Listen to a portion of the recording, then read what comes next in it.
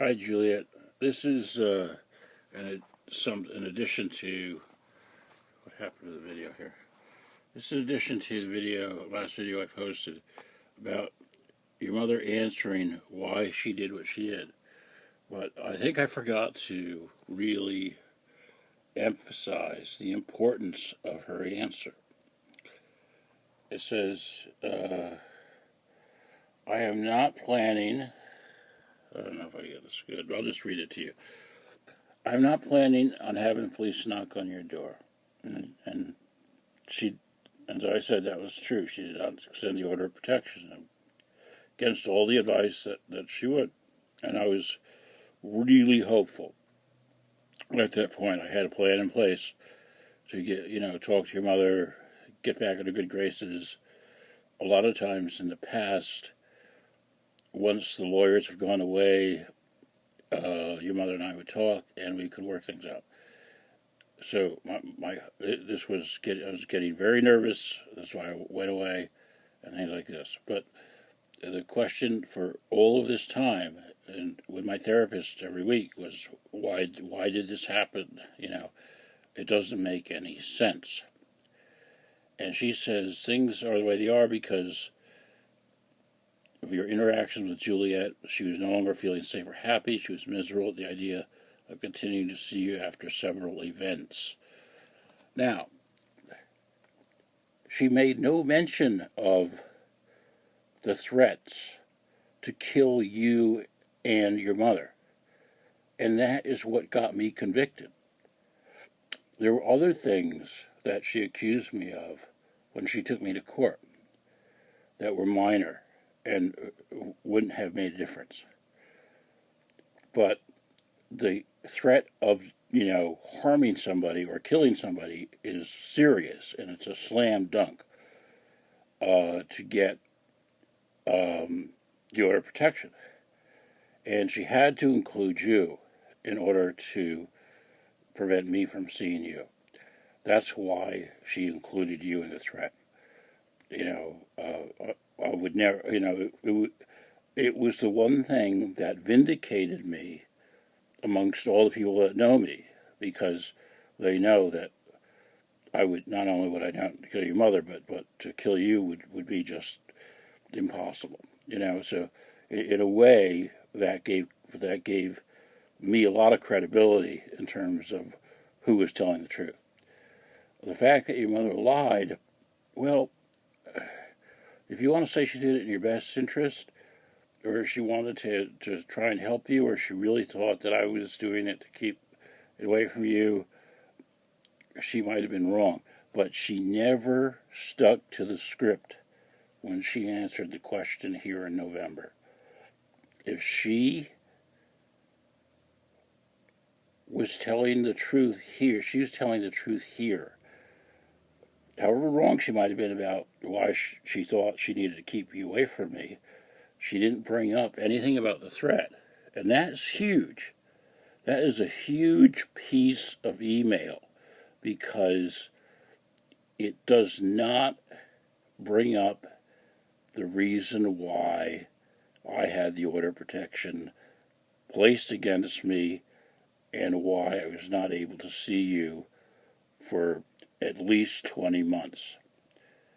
And I applauded her at the time for telling the truth, for not going back to the script and saying, you threatened to kill us, so and so and so forth. She just said she was protecting you. And I wanted to make sure I got that point across, because maybe she just, when people lie, there's a lot of ways to tell that they're lying.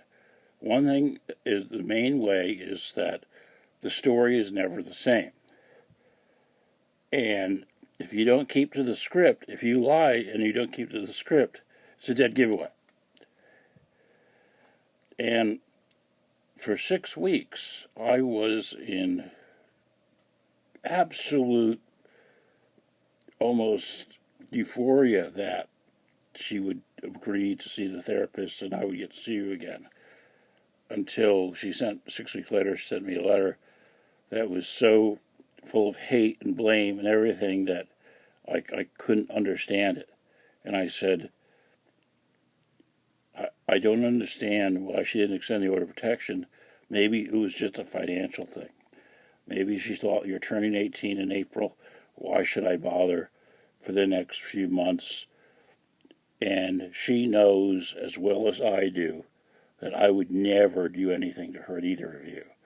That is the sad truth to the accusations she made against me in court, is that she knows she's known me for 30 years, and she knows I would never do anything to hurt either of you. And I always gave her the benefit of the doubt. There's another thing I want to say in this video. I always blamed her lawyer. I said her lawyer manipulated her, that your mother was under the influence of her lawyer and wouldn't do anything her lawyer didn't tell her to do. I circumvented every possible reason to blame your mother as to why this happened, even though there were some things I couldn't get my head around, like, she could have just read you the letters and things like that. There were still some problems, that I had directly with your mother, but I would have done everything after the order of protection was over to forgive, to forget, to move on, to not bring up the past, to not call her a liar, to not talk about what she did, just for the sake of seeing you again and working with you and moving forward. And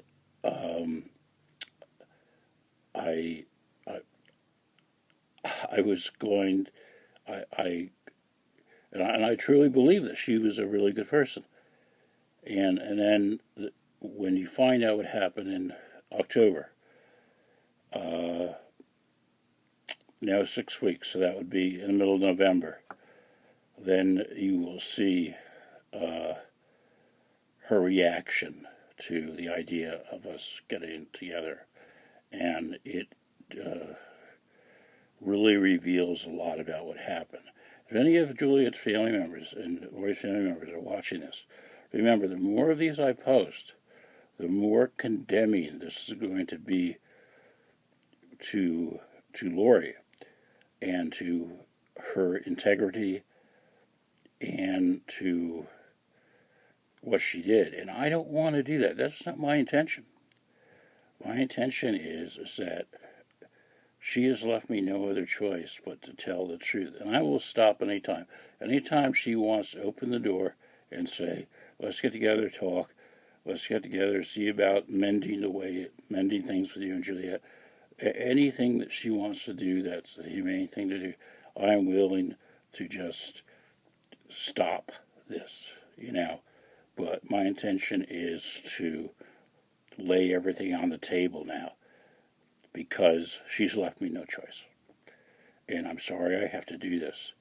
It's not that I want to do it, but I have to protect my own reputation, especially after I'm dead and you read this.